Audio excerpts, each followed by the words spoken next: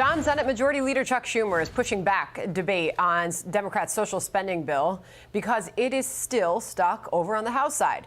Moderate Democrats there say they still want to see a CBO score on the bill's cost before they take a vote.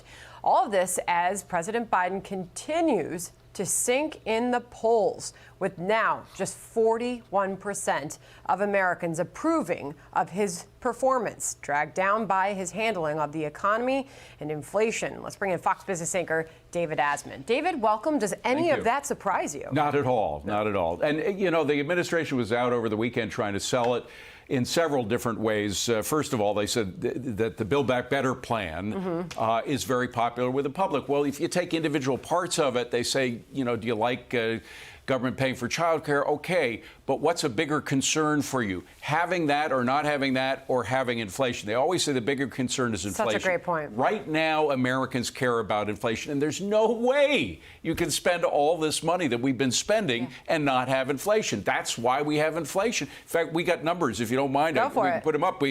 There's something called a COVID money tracker that takes a look at all the money that's been allocated and spent on COVID. And this, by the way, does not include the $1.2 trillion infrastructure plan, which was passed a week ago. It comes up to $6.8 trillion in the three COVID plans. That includes Biden's $1.9 billion American Rescue Plan. But again, it does include the $1.2 trillion. Add that in, and you're close to $8 trillion. And then add the $2 to $4 trillion for Build Back Better, and you come up to over $10 trillion. This is in addition to our regular budget. You just can't do that. And that lower, I'm sorry, if you could put that back up on the screen, because the last bar is what the Federal Reserve has been doing to what we call monetizing the debt. That essentially amounts to printing money to pay for all this money that they don't have. And they're the ones who aren't acknowledging inflation exists, right? Because they don't really look at the food and energy price spikes, because that does not play into their into the decision making of their actions. The Wall Street Journal editorial board completely agrees with your point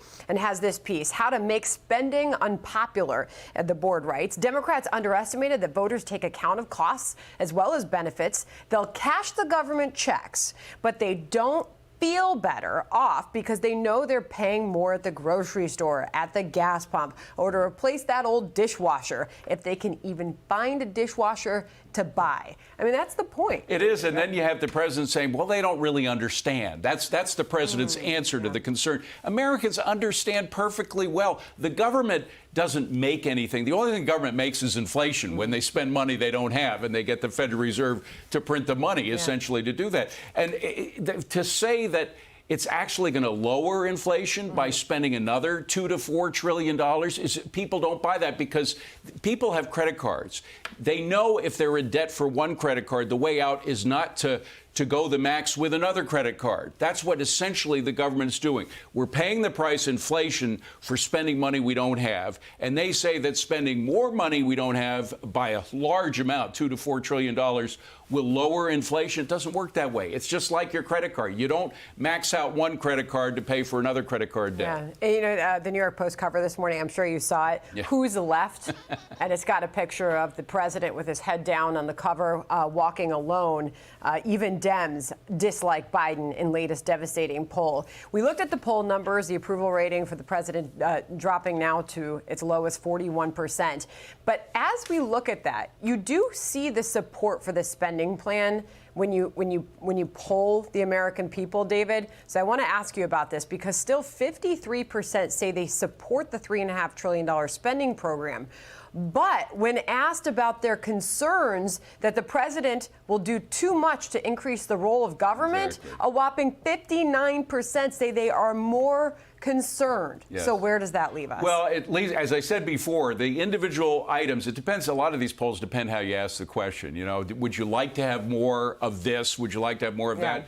People say, generally they would. But if you're doing at the cost of inflation, at the cost of doubling the price of gas at the pump, at the cost of doubling a lot of food prices, including meat and chicken and stuff that Americans rely on, they don't want that. And they also recognize the fact that the government, as I said before, the government doesn't really pay for anything. They say, the president says, this is all paid for. It's going to cost zero money.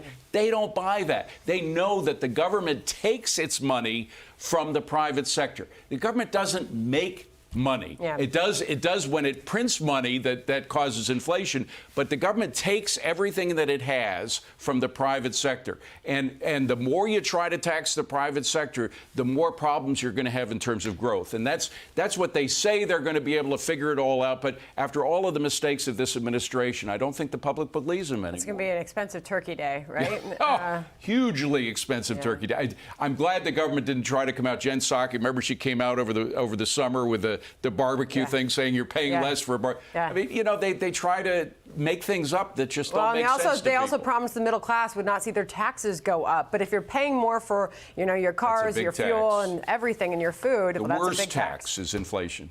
David, great to see you. Glad Thank we you got very you much. in ahead of the Appreciate trial it. resuming. John?